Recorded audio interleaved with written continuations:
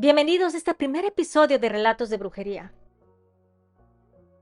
Bueno, hoy me va a acompañar Sunday. Hola Sunday. Eh, Estoy súper emocionada de crear este nuevo canal, un canal dedicado a contarles historias de brujería, en el que, como saben, ya que me conocen, muchos me conocen, muchos me conocen por mi canal principal que se llama Viviendo con el Miedo, donde cuento historias de brujería y terror basados en hechos reales. Bueno, más de brujería porque sé que les gusta mucho y me llevan muchas experiencias.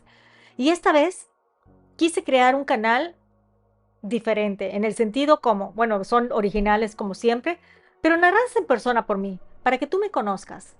Yo tengo ya 3 años con el canal Viviendo con el Miedo y creo que ya tenemos una, un nivel de confianza, así que me animé y estoy aquí como soy, ¿verdad? Este, Mi hija me preguntó, mamá, ¿vas a tener filtros? Y le dije, no, porque qué tal si me ven en persona y se asustan. Bueno, el caso es que este, estoy muy contenta, muy emocionada y eh, espero que te guste.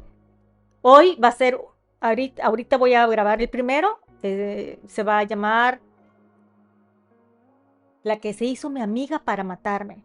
Y ahorita te lo voy a platicar, pero, pero, como es un día especial, estamos en octubre, voy a grabar dos. Así que terminando este video, quédate al final, te pondré la liga y vas a ver el segundo video. Así que muchas gracias por acompañarme, te mando un abrazo y escuchemos el primer rato de brujería.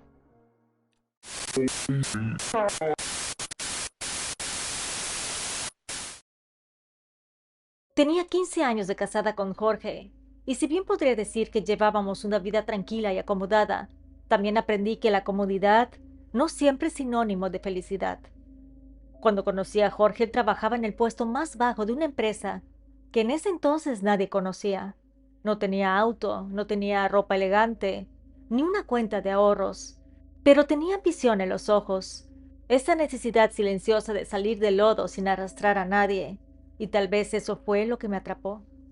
Yo venía de una familia acomodada, estudiaba en la universidad, tenía metas y un camino casi trazado, pero cuando una ama de verdad, no le interesa ni lo que digan los padres, ni lo que diga el sentido común. Mis papás me insistieron en que debía conocer a más hombres, que no tenía por qué conformarme con alguien que apenas sobrevivía con su sueldo, pero a mí me bastaban sus promesas y su amor. A los 6 meses de relación quedé embarazada de Julieta. Fue inesperado, sí, pero no me sentía perdida. En ese momento aún creía que el amor bastaba para sostener a cualquier tormenta. Decidimos casarnos y sin pensarlo demasiado, dejé la universidad. No lo sentí como un sacrificio, sino como una decisión necesaria para el bien de los tres. Me prometí que más adelante retomaría mis estudios, que el tiempo era generoso con quienes sabían esperar. Pero el tiempo, como después entendí, no es tan generoso como las mujeres que se olvidan de sí mismas. Mientras mi marido salía a trabajar, yo me convertí en la mujer que nunca imaginé ser. Ama de casa, madre primeriza, responsable de un hogar, cocinera, enfermera y compañía de un hombre ausente. Una soledad profunda empezó a habitar conmigo desde entonces, aunque yo no la llamaba por su nombre. Me decía a mí misma que era normal, que todas las mujeres pasábamos por esto, que el esfuerzo era parte del amor, porque eso me enseñaron, que amar es dar, aguantar y esperar. Mis padres se opusieron rotundamente al matrimonio, no lo aceptaron. Me dijeron sin rodeos que si me casaba con Jorge, ellos cortarían toda relación conmigo. Dijeron que estaba cometiendo un error irreparable, que Jorge no era un buen hombre, que solo me esperaban penas si tomaba ese camino. Y quizás tenían razón.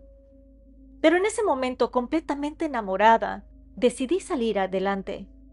No me importaron sus advertencias ni sus amenazas. Cerré la puerta de mi casa y también la de todo lo que había sido mi vida hasta entonces. Mi esposo y yo vivíamos en un cuartito rentado en la parte trasera de una casa vieja, con una sola ventana y un ventilador ruidoso que apenas aliviaba el calor. No teníamos muebles nuevos, ni carro, ni comodidades. Sin embargo, me sentía afortunada y feliz. Apenas con 21 años nació mi hija Julieta. Las madrugadas se volvieron eternas, los pañales un lujo, y el cansancio se convirtió en mi vida diaria. Aún así, había algo hermoso en esos días. Nos teníamos el uno al otro, y aunque el mundo nos quedara grande, nuestra pequeña familia parecía suficiente. Mientras mi esposo trabajaba largas jornadas, yo me dedicaba al cuidado de nuestra hija. Para ayudar, comencé a vender por catálogo. Esas marcas que todos conocemos en México, la de los zapatos, cosméticos y ropa. ¿Me iba bien? No me quejo. El poquito dinero que ganaba lo invertía en la casa. Compraba pañales, leche y hasta el mandado. Jorge llegaba a casa y todo estaba en su lugar. La niña bañada, la ropa limpia y la comida lista. Con los años mi marido fue subiendo peldaños. Se hizo gerente y le empezó a ir muy bien. Los viajes de trabajo se hicieron más frecuentes, las comidas con ejecutivos más largas y los trajes más caros. Y aunque yo seguía llevando las cuentas del súper en una libreta, me sentía orgullosa, porque sabía que detrás de su éxito había sudor mío. Acá, siéndote sincera, te voy a contar algo que nunca le he contado a nadie. Una parte de esa suerte, de que mi marido mejorara, también se la debíamos a una mujer. Era una señora mayor que leía el tarot y preparaba cosas con tierras y velas. Yo llegué a ella por consejo de una amiga. Me dijo que a veces cuando las puertas no se abren, hay que empujarlas con ayuda. Y eso hice. Al principio con miedo, con dudas, incluso con culpa. Pero cuando empecé a ver los cambios, me callé la boca. No fue un pacto con el diablo, pero sí un trato con lo oculto. Le pedí que lo ayudara a crecer, que se le abrieran los caminos, que tuviera oportunidades, y vaya que las tuvo. Nunca pedí cosas extremas, ni ofrecí almas, ni algo similar. Solo le pagaba para que mi esposo tuviera oportunidades y viviéramos una vida mejor. Lo hice sí por mí y por mi marido, pero sobre todo por mis hijos, porque con el tiempo tuve a Marcos, así que ya eran dos. Cuando cumplimos 15 años de casados, Jorge ya no era el muchacho que yo conocí, ni siquiera el hombre con el que me casé. Fue cambiando poco a poco. Empezó a llegar tarde, a sonreír menos, a mirar el celular con más frecuencia. Yo intentaba no pensar mal. Me repetía que era el trabajo, que eran los pendientes, las presiones de su cargo. Pero dentro de mí algo comenzó a inquietarse. Era como una alerta callada, una punzada en el estómago cada vez que se encerraba en el baño, con el teléfono en la mano, o cuando su camisa llegaba con un perfume que no era el mío. No tenía pruebas, pero sí tenía un presentimiento. Creía que él tenía una aventura. Cuando por fin tuvimos la oportunidad, nos cambiamos de casa.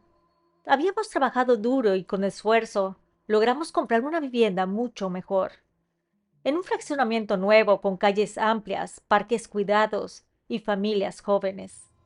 Un lugar donde los niños andaban en bicicleta y los perros se paseaban con correa. Ahí comenzamos una nueva etapa, o al menos eso quise creer. Con las vecinas formé una amistad casi enseguida. Todas eran amables, compartíamos recetas, consejos para las tareas de los niños, y también esas conversaciones al pie de la banqueta que se vuelven el único descanso de las mujeres que no paramos. Justo en esa época, mis amigas del fraccionamiento decidieron organizarme una pequeña fiesta por mi cumpleaños. Fue algo sencillo, pero hecho con cariño. Iba a ser en casa de una de ellas, por la noche, y solo para mujeres. Era un rato para relajarnos sin hijos y sin maridos. Llegaron mis vecinas y algunas amigas que venían de otros lados. Todas traían algo especial, como pastel, bocadillos, refrescos, hasta algunas botellas de vino para celebrar. Y entre todas ellas llegó Silvia. No la conocía. Me la presentaron como amiga de una amiga. Tendría más o menos mi edad, muy bien arreglada, con su cabello planchado, las uñas perfectas y una sonrisa que parecía amable. Se acercó para felicitarme con una confianza que no me resultaba invasiva. Me abrazó como si fuéramos viejas conocidas y sin darme cuenta pasamos una gran parte de la noche platicando. Nos sentamos en una mesa larga con el resto del grupo. Comimos, bebimos, reímos, compartíamos anécdotas que ya no recuerdo con detalle, pero sí recuerdo lo que sentí. Silvia me preguntó por mis hijos, por mi trabajo, por cómo me sentía. Y aunque sus preguntas eran simples, yo me encontré respondiendo con una sinceridad que no suelo ofrecerle a cualquier persona. Esa noche fue especial, no solo por la celebración, sino porque sin saberlo sería el inicio de una relación más cercana con Silvia. Lo que en ese momento parecía una nueva amistad, una bendición tardía, una compañera de charlas y de café, con el tiempo se convertiría en algo que cambiaría mi vida por completo. Con el paso de las semanas, mi amistad con Silvia fue creciendo de forma natural, no forzada y tampoco intensa, pero sí constante. A veces nos sentábamos a tomar el café, hablábamos de todo y de nada a la vez, compartíamos quejas de amas de casa, recetas, historias. Silvia también se dedicaba al hogar.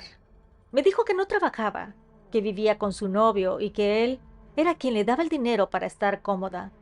Cada mes le depositaba una cantidad fija, suficiente para que no tuviera que preocuparse por nada. Ella lo decía con naturalidad, como quien está acostumbrada a que le resuelvan la vida, sin dar demasiadas explicaciones. Un día, entre charla y charla, le pregunté si pensaba casarse. Me sonrió como si la pregunta no le importara demasiado. Dijo que tal vez en 1 año y medio, que todo dependía de muchas cosas.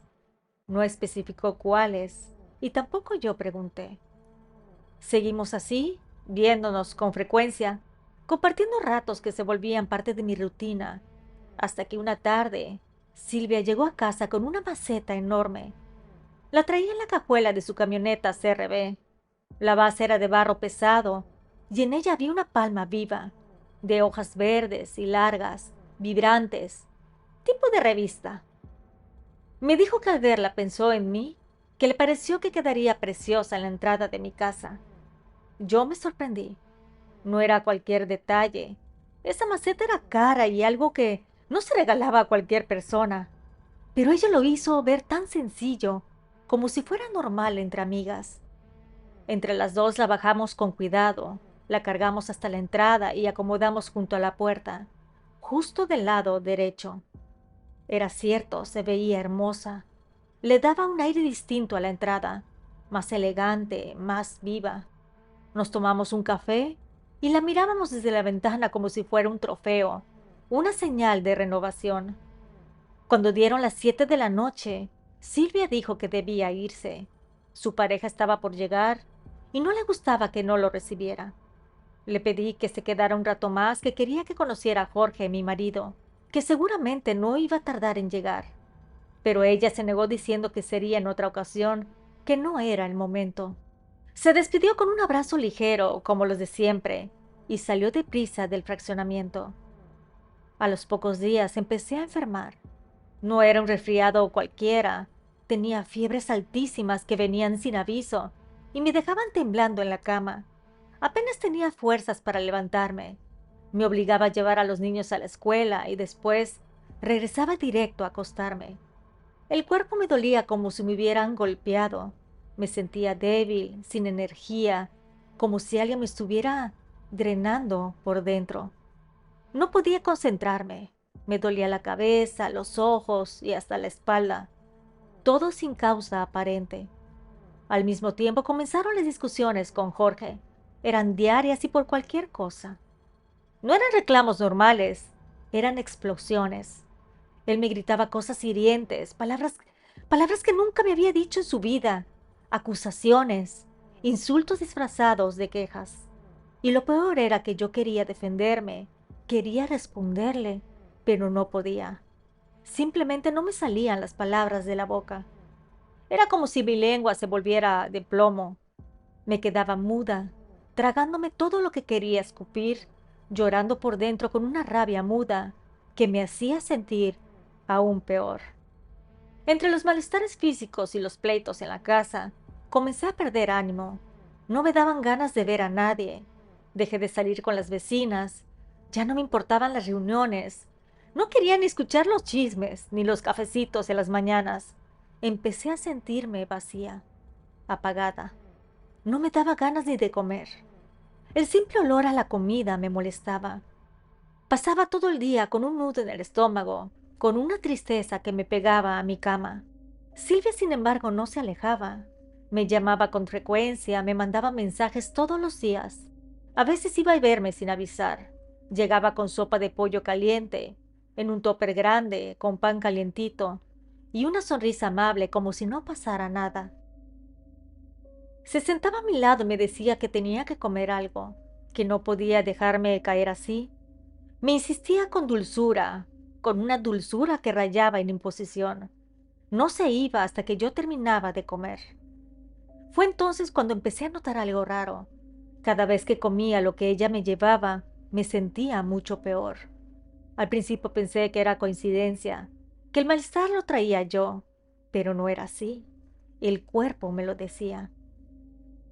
A media hora de probar su sopa me empezaba a doler la cabeza, se me aflojaban las piernas, sentí un sueño extraño y una pesadez en los pensamientos que no era normal.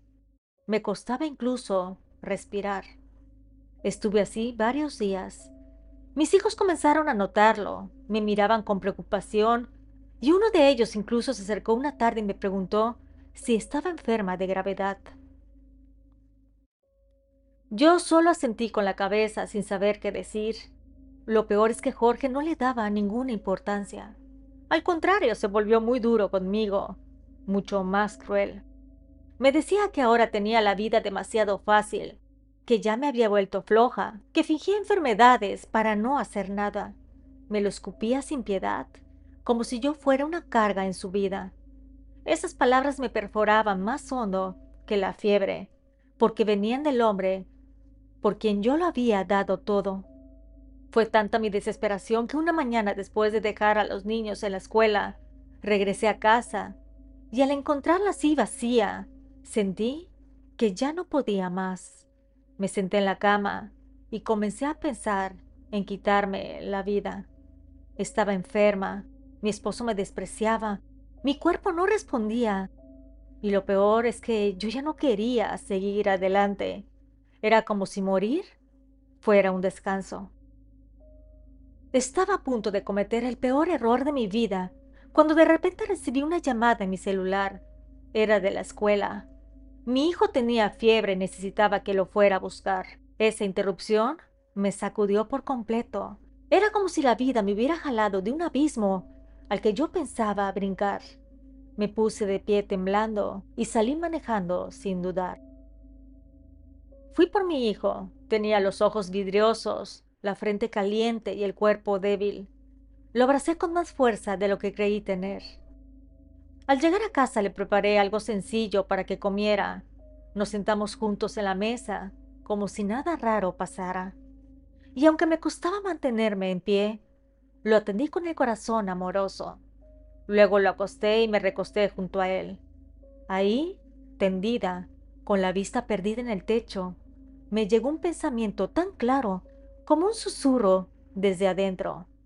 Tal vez esto no es físico. Tal vez necesitaba una limpieza espiritual. No sé de dónde me vino esa idea, pero se sintió como una intuición. Recordé entonces a la señora que me había hecho los trabajos años atrás, esos trabajos para abrirle camino a Jorge, cuando todo parecía cerrado. La llamé. Le conté apenas lo justo, que me sentía muy mal y que algo no estaba bien en mi vida. Me dio cita para ese mismo día. Me dijo que fuera a su casa a las 5 de la tarde. Jorge se fue a la oficina sin saber nada. Los niños se quedaron en casa con los dibujos animados encendidos y les dije que no tardaría. Manejé hasta el consultorio de la curandera y cuando entré, me invitó a sentarme frente a ella. Le conté cómo me sentía, cómo era ese cansancio que no tenía explicación, esa tristeza que no se iba ni con sueño ni con pastillas. Me pidió que me quedara quieta, que cerrara los ojos, y posteriormente comenzó a pasarme un ramo de hierbas por todo el cuerpo. En cuanto empezó a moverlo cerca de mi cabeza, el celular vibró. Era un mensaje. Miré la pantalla y era Silvia. Me preguntaba que en dónde estaba. que tenía muchas ganas de verme, que había horneado pan para merendar juntas. La sola lectura del mensaje me provocó un escalofrío. Le respondí con frialdad diciéndole que mejor nos viéramos al día siguiente. No le di detalles, no quise decirle en dónde estaba. Cuando dejé de escribir, la curandera me miró de reojo, sin dejar de mover el ramo, y me preguntó que con quién estaba hablando. Le dije que era una amiga. Ella volvió a moverse en silencio y al cabo de unos segundos me dijo, ¿su nombre empieza con M? Le dije que no, que su nombre era Silvia. La curandera entrecerró los ojos y negó con la cabeza. Me respondió que algo no cuadraba, que esa persona que me había enviado el mensaje era la misma persona que me estaba trabajando, que lo había sentido justo en el momento en que llegó el mensaje. Me dijo que averiguara bien el nombre, porque Silvia no era su verdadero nombre. Cuando finalizó la limpieza me dijo que me estaban haciendo brujería de muerte, que una mujer quería quitarme del camino, que la intención era borrarme, anularme, enfermarme hasta que, bueno, yo desapareciera, que esa mujer era la amante de mi esposo y que era la misma que me había llamado por teléfono durante la sesión. Me recomendó que no comiera nada más que viniera de sus manos, que iba a insistirme, que iba a mostrarse más cariñosa, generosa, incluso preocupada, pero que por medio de la comida me estaba envenenando poco a poco. Y no solo era lo que me daba de comer, me dijo que me había entregado algo, un objeto, algo que había dejado en mi casa, y que en ese objeto estaba concentrado el trabajo más fuerte. Salí del consultorio con el corazón agitado y con las manos frías. Me senté en el coche y con los dedos temblorosos le marqué a la amiga que había llevado a Silvia a mi fiesta de cumpleaños. Le pregunté con voz neutra si sabía algo más de ella, si conocía a su pareja. Me dijo que no se llamaba Silvia, que se llamaba María Fernanda, que vivía con un hombre desde hacía un poco más de un año, pero que era muy reservada, que nunca lo presentaba. Ahí fue cuando todo cayó por su propio peso. La curandera tenía razón. Su nombre empezaba con M. Yo le dije que me había dicho que su nombre era Silvia. Mi amiga me dijo que posiblemente escuché mal, que ella había estudiado a la universidad con ella y se llamaba María Fernanda y venía de Veracruz. Sus palabras comenzaron a encajar como piezas de un rompecabezas macabro.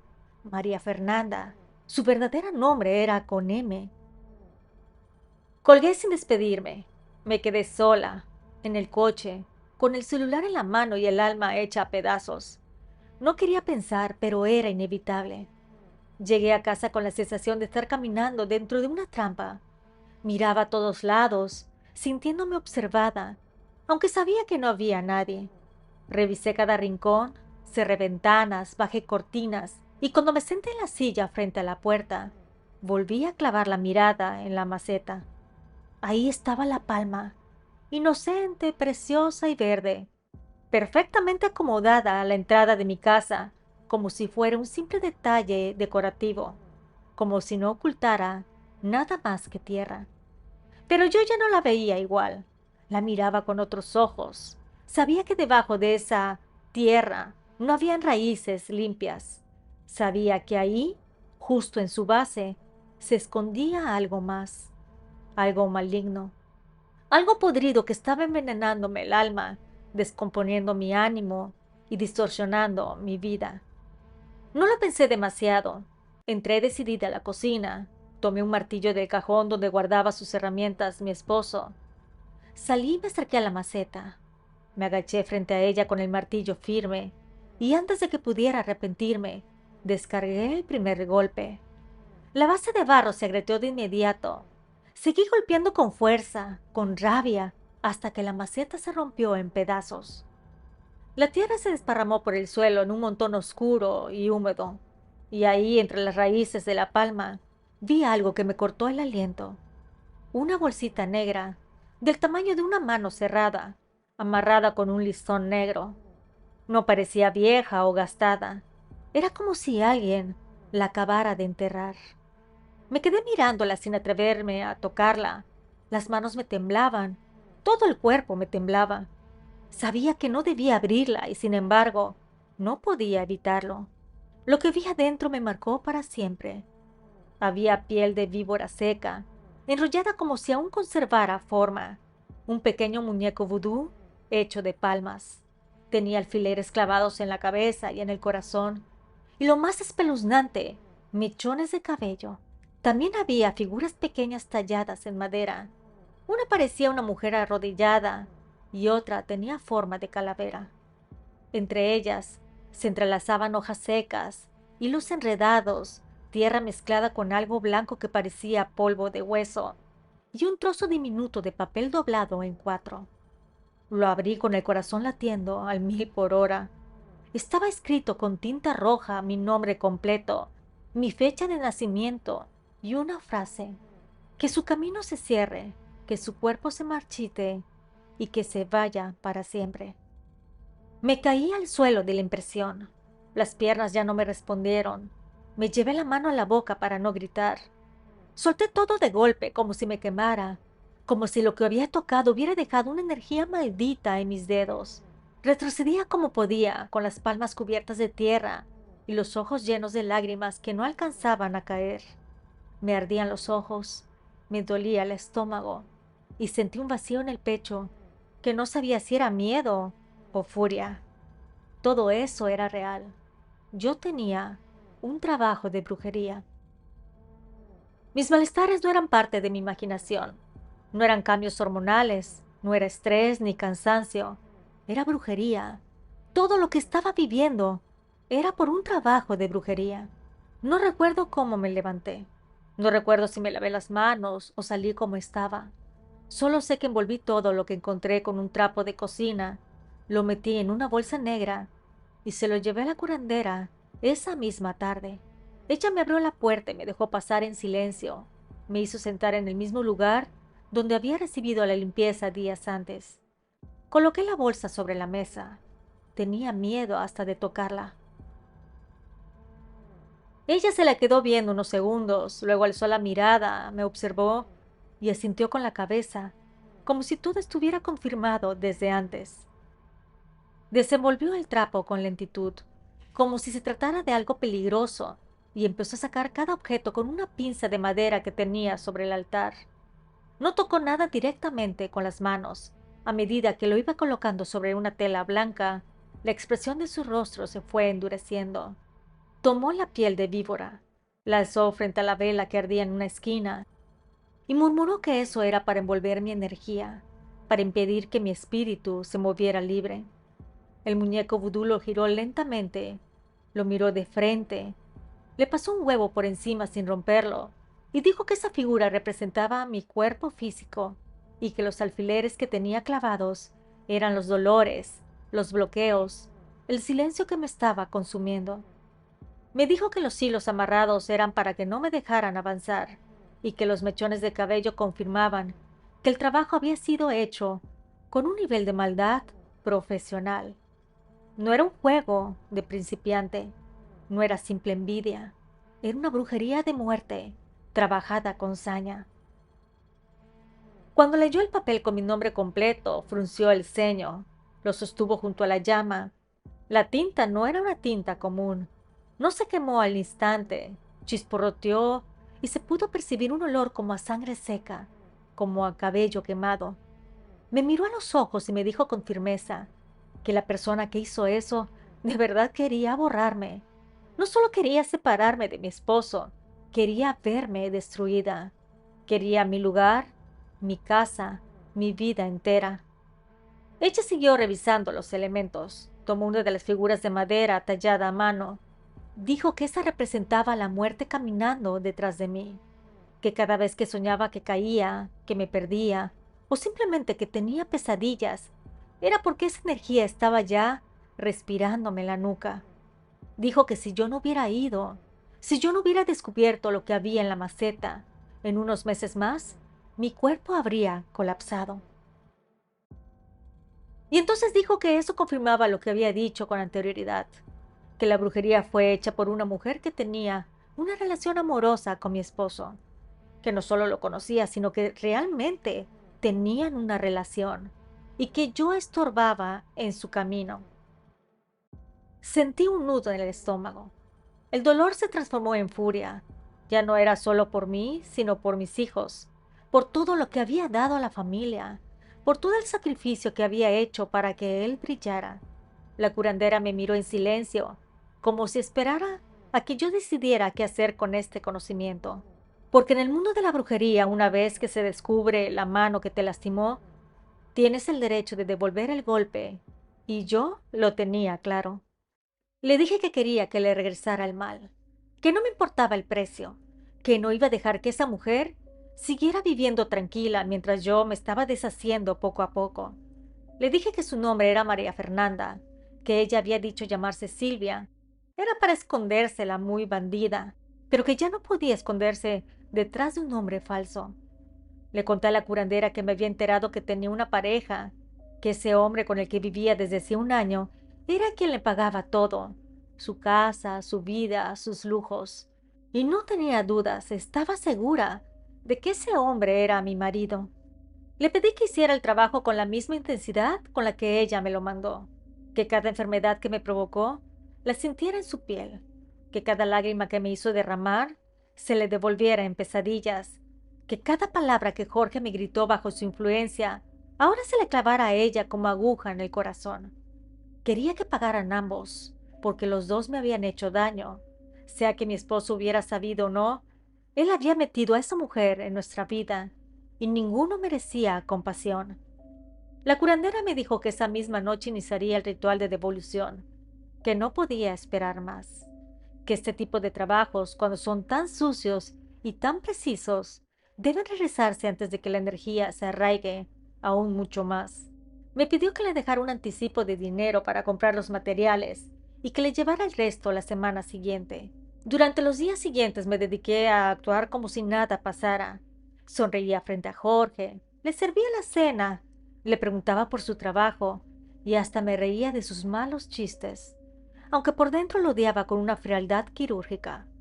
Silvia, por su parte, seguía escribiéndome. Decía que quería ir a visitarme, que me extrañaba, que había horneado algo especial para mí, pero yo ya no lo permití. Incluso fui con los guardias del fraccionamiento y les di una instrucción clara, que no la deberían dejar pasar bajo ninguna circunstancia. No quería que supiera que yo ya lo sabía. No quería que sospechara que había descubierto la brujería en la base de la palma.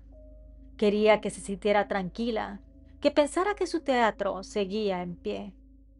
Aproximadamente 2 semanas más tarde, Silvia insistió de nuevo en que quería verme. Me dijo que tenía cosas importantes que contarme, que necesitaba hablar conmigo cara a cara. Le propuse que nos viéramos en un restaurante para cenar. Ella aceptó. Elegí una mesa al fondo donde se pudiera ver la entrada.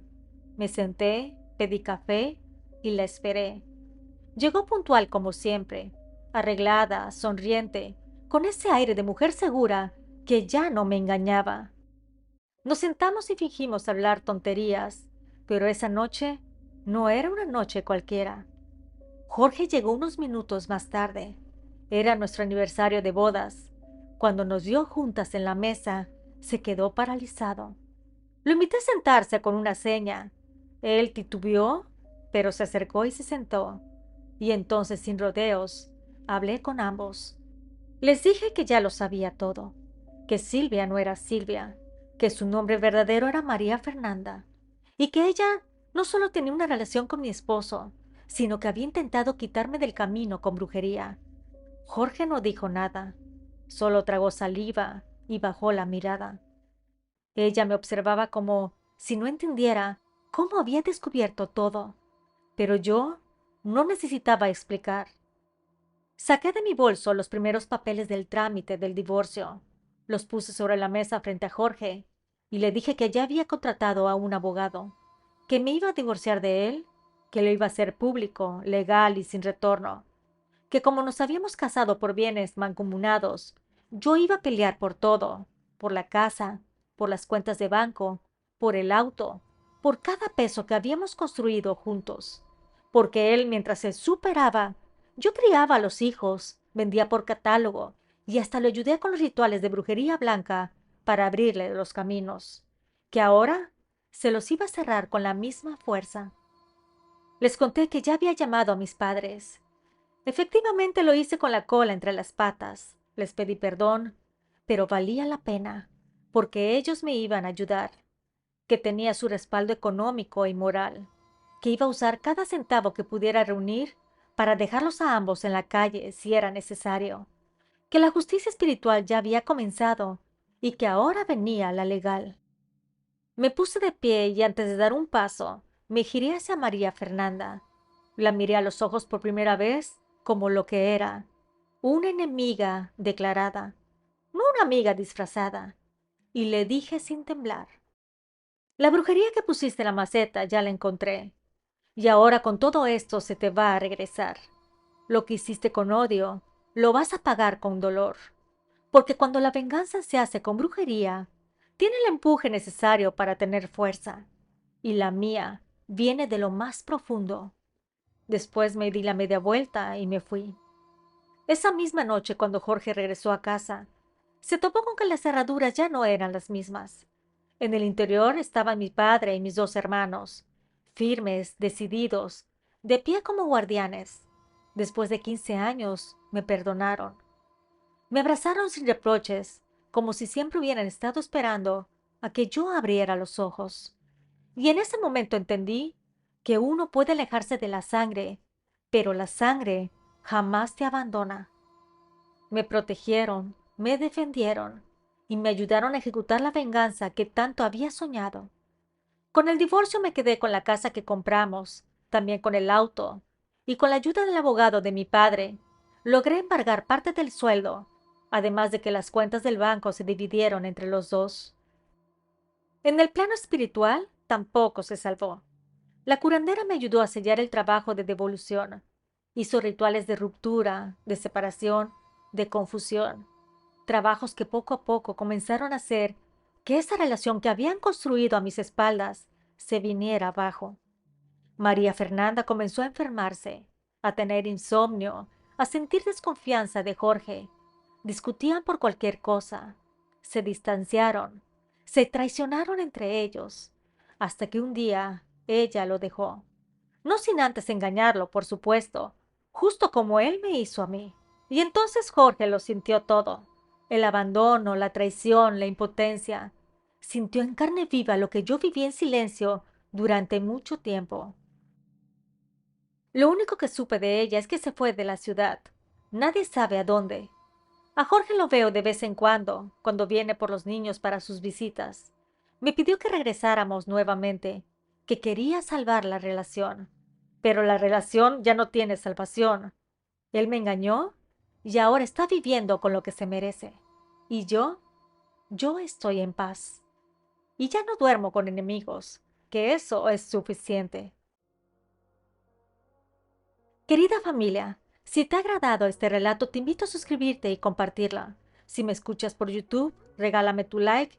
Y si me escuchas desde Spotify, califícame con 5 estrellas. Y si tienes oportunidad, déjame un comentario. Me encantaría saludarte. Nos escuchamos pronto. ¿Y a ti te gustan los relatos de brujería?